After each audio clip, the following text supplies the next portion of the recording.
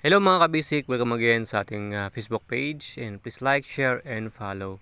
So ayan, meron tayo dito na Honda Click 125i. So may napansin tayo sa kanyang hose dito sa may gears at nakausli, nakalabas. Ayan.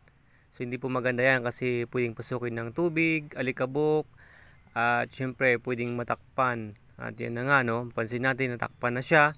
So wala nang singawan ng mainit at syempre cause yun ng madaling pag-init ng ating mga gears at syempre performance ng ating motor. At ngayon din syempre para sumingaw yung mga moist na nasa loob. Okay, kaya takpan niya, wala na, no? Hindi po maganda yan. Kaya balik natin dyan sa may airbox niya, kaya meron yan para dyan natin lalagay yan. Alright, so gusto ko na rin magpasalamat sa inyo pala mga kabasic dahil yung ating page ay recommended na, no?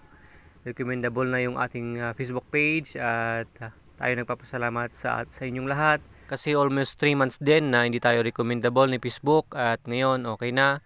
So tayo din maraming ginawa ay nag-appeal tayo at syempre naglinis tayo ng ating mga page at least okay na. Thank you so much.